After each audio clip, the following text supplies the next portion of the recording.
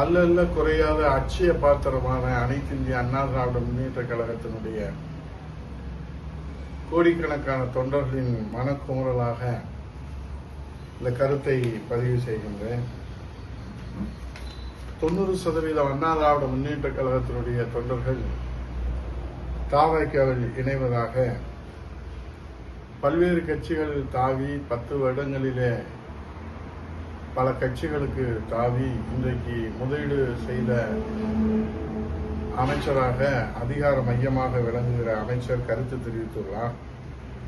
தமிழ்நாட்டில் கேட்க நாதி இல்லை என்ற நிலையிலே தான் அவர் தொடர்ந்து பேசி வருகிறார். உங்கள் கட்சியின் மீதும் தொண்டர்கள் மீதும் நிர்வாகிகள் மீதும் நீங்கள் நம்பிக்கை இழந்து விட்டீர்களா, அல்லது உங்கள் தலைவர் மீது நீங்கள் நம்பிக்கை இழந்து விட்டீர்களா? நாக்கை தொங்க போட்டுக்கொண்டு புரட்சித் தலைவர் எம்ஜிஆர், புரட்சித் தலைவர் அம்மா, புரட்சித் தலைவர் எடப்பாடியார் வழிவந்த தொண்டர்களை கட்சியிலே சேருங்கள் என்று பிச்சை எடுக்கின்ற மாதிரி கூவி கூவி அழைக்கிறீர்களே. இன்றைக்கு விஜயின் மக்கள் செல்வாக்கு கேள்விக்குறியாகியிருக்கிறதா, அல்லது அதை நிலைநிறுத்துவதற்காக அண்ணா திராவிட முன்னேற்ற கழகத்தில் தொண்டர்களிடத்திலே பிச்சை கேட்கிறீர்களா? விசுவாசமுள்ள தொண்டர்களை விலை பேச தொடர்ந்து முயற்சிக்கிறீர்களே. இது எந்த வகையிலே நியாயம், தர்மம்? இன்றைக்கு இதைக்கெல்லாம் விஜய் அவர்கள் தடை போடுவாரா, அல்லது தடையின்றி இந்த நாடகத்தை அரங்கேற்றுவதற்கு அனுமதிப்பாரா என்பதுதான் இன்றைய தொண்டர்களுடைய கேள்வியாக இருக்கின்றது. ஆகவே அண்ணா திராவிட முன்னேற்ற கழக விசுவாச தொண்டர்களை ஒரு நாளும் விலை பேச முடியாது என்பதற்கு பல்வேறு சான்றுகள் இருக்கிறது, வரலாறு இருக்கிறது. புரட்சித் தலைவர் எம்ஜிஆர், புரட்சித் தலைவர் தமிழ்வளசாமி, இதயதீபம் அம்மா அவர்கள் உருவாக்கிய அண்ணா திராவிட முன்னேற்ற கழகம் ஒரு சுயம்புவான இயக்கம். அதிகாரத்திற்காகவோ பதவி சுகத்திற்காகவோ உருவாக்கப்பட்ட இயக்கம் அல்ல. அது மாத்திரமல்ல, இந்த இயக்கத்தை உருவாக்கியவர் மனிதர் அல்ல, மனித புனிதர் புரட்சித் தலைவர் எம்ஜிஆர். அதிகார மமதியிலே அதிமுகவை குறைத்து மதிப்பிட்டவர்கள் அல்லது அதிமுகவை அழிக்க நினைத்தவர்கள் எல்லாம் தோற்று போயிருக்கிறார்கள்.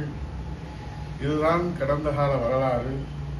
இப்போது புதிதாக அதிமுகவை அழிக்க தன் முழு வளத்தையும் அதிகாரத்தையும் செலவழித்து அதிகார ஆசை காட்டி வருகின்ற புதிய அதிகார மையத்தினுடைய அமைச்சர் அவர்கள் தொடர்ந்து இன்றைக்கு கூவி கூவி அழைப்பதை பார்த்தால் இந்த கன்றாவி காட்சிகளை எல்லாம் நாம் எப்படி கடந்து போவது என்பது தெரியவில்லை. நெஞ்சு பொறுக்கவில்லை. வேதனையிலே அண்ணா திராவிட முன்னேற்ற கழக தொண்டர்கள் உழந்து போயிருக்கிறார்கள், துவண்டு போயிருக்கிறார்கள் என்று நீங்கள் கற்பனை செய்கின்றீர்கள்.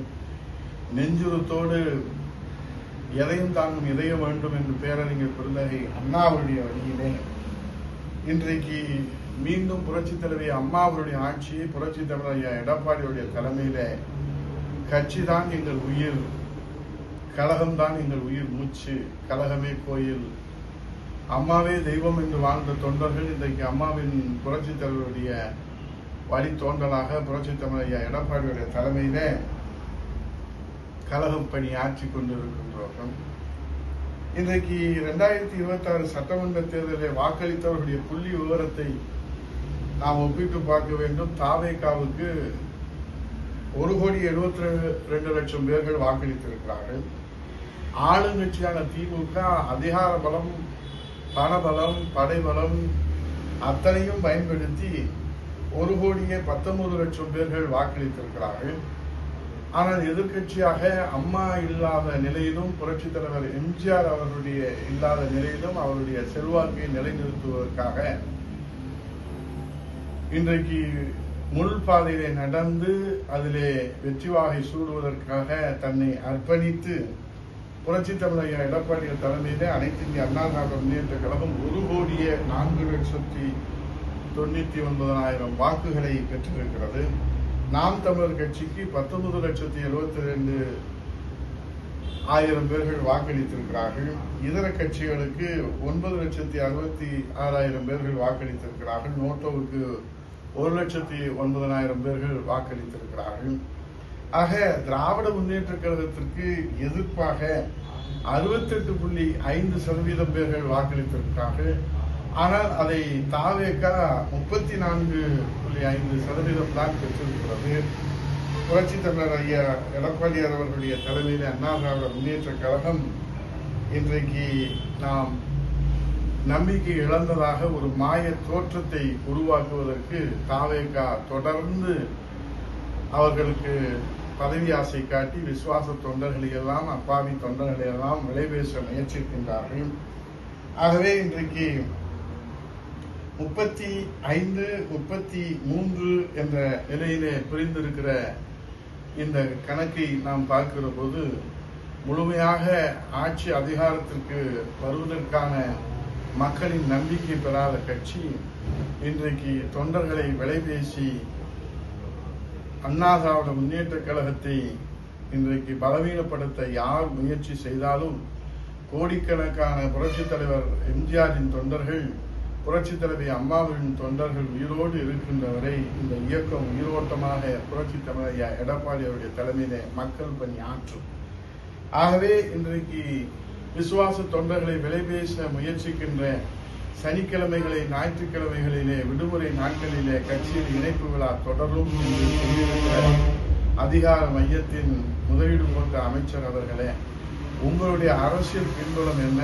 நீங்கள் எத்தனை கட்சிகள் இந்த 5 ஆண்டுகளிலே மாறி வந்திருக்கிறீர்கள்? முதலிலே திராவிட முன்னேற்ற கழகம், அதற்கு பிறகு விடுதலை சிறுத்தைகள் கட்சி, அதற்கு பிறகு தாவேக, அண்ணா திராவிட முன்னேற்ற கழகத்திலே சேர முயற்சி, இன்னும் எத்தனை கட்சிகள் எல்லாம் இருக்கிறதோ அத்தனையிலும் முயற்சி செய்துவிட்டு கடைசி புகலிடமாக இன்றைக்கு விஜயிலே அடைக்கலம் ஆகியிருக்கிற நீங்கள் இன்றைக்கு அண்ணா திராவிட முன்னேற்ற கழகத்திற்கு அடைக்கலம் பெறுவதாக அண்ணா திராவிட முன்னேற்ற கழகத்தின் அடையாளத்தை அளிக்க முயற்சிக்கிற அந்த சித்தாந்தம் என்பது உங்களை நீங்களே யானை தன் தலையிலே மண்ணை வாரி பூச்சிக் கொள்வதைப் போல உங்களை நீங்களே அழித்துக் கொள்கிற செயல்.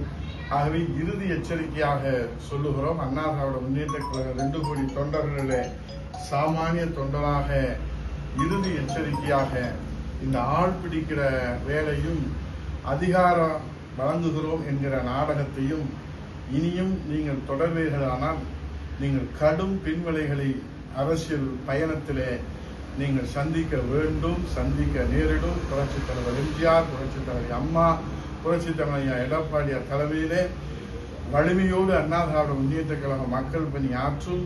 வெற்றி தோல்விகள் அண்ணா திராவிட முன்னேற்ற கழகத்தை ஒரு நாளும் பின்னடைவு ஏற்படுத்தியதில்லை.